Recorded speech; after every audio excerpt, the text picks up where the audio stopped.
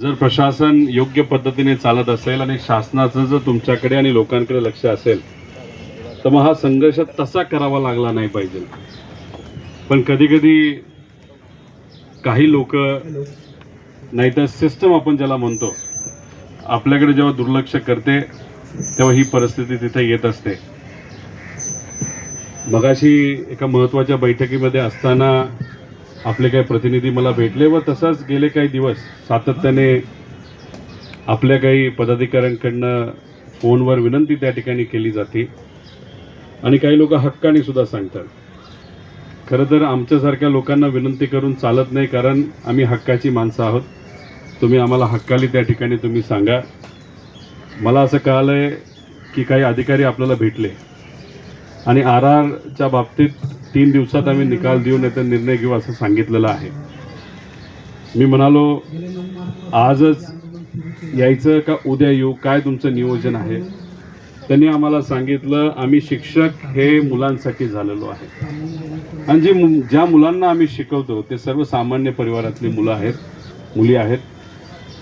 1 तारखेला महाराष्ट्र दिवस असल्यामुळे आम्हाला आमच्या गावामध्ये आमच्या शाळेमध्ये जाऊन आमच्या लहान मुलांची त्या ठिकाणी काळजी घ्यावी लागते. त्यामुळे आमचा कदाचित निर्णय असा होऊ शकतो जो तुम्ही घेणार आहात, अजून घेतला नाही असं मला कळालं आहे, की परत एकदा गावी जाऊन मुलांना जे काही तुम्ही पीटी शिक्षक म्हणून तुमची जी जबाबदारी असते तुम्ही तिथं पार पाडणार. झेंडावंदन आणि त्याचे म्हणजे एकतर आपल्या देशाप्रती असणारं प्रेम, आपल्या राज्याप्रती असणारं प्रेम आणि सगळ्यात म्हणतं जी ड्युटी असते तुमची त्या ड्युटीवर असणारं प्रेम हे तुम्ही या तुमच्या म्हणण्यातून दाखवत आहात.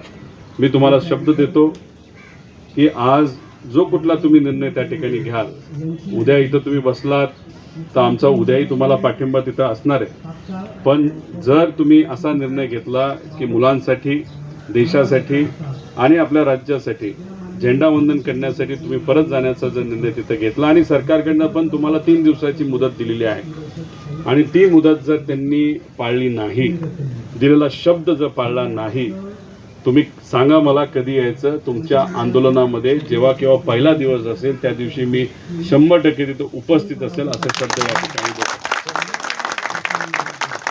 तुमच्याबद्दल कळल्यानंतर मंत्री महोदयांना संपर्क करण्याचा मी प्रयत्न केला, पण मला असं कळालं की त्यांचं डोळ्याचं ऑपरेशन झालेलं आहे आणि त्यामुळे आज म्हणजे कॅबिनेट असून सुद्धा ते इथं आले नव्हते.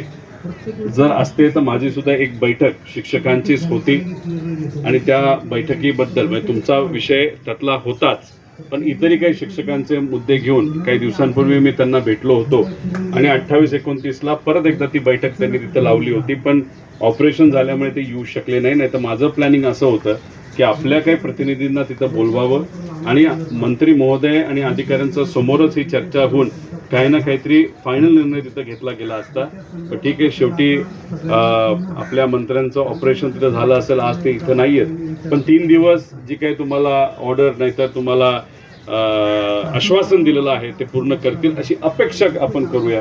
नाही झालं तर तुम्ही मला सांगा कधी यायचं, मी तिथं तुमच्याबरोबर त्या आंदोलनामध्ये त्या ठिकाणी सहभाग घेईल असा मी इथं आपल्या सर्वांना शब्द देतो. पण तुम्ही जी माणुसकी दाखवली, आपल्या देशाप्रती, मुलांप्रती जे काही प्रेम आणि आदर तुम्ही त्या ठिकाणी दाखवला आणि ड्युटी करण्यासाठी निर्णय घेण्याची भूमिका अजून तुम्ही फायनल केली नसली तरी ती भूमिका तुम्ही मांडतात, त्याच्यावरूनच कुठेतरी कळतं की तुम्ही प्रामाणिक शिक्षक आहात, तुम्ही प्रामाणिक लोक आहात आणि तीच प्रामाणिकता बघून उद्या जाऊन कधी तुम्ही सांगा आम्ही तुमच्या बरोबर आहोत. एवढंच या ठिकाणी सांगतो, थांबतो. जय हिंद, जय महाराष्ट्र, जय शिक्षक.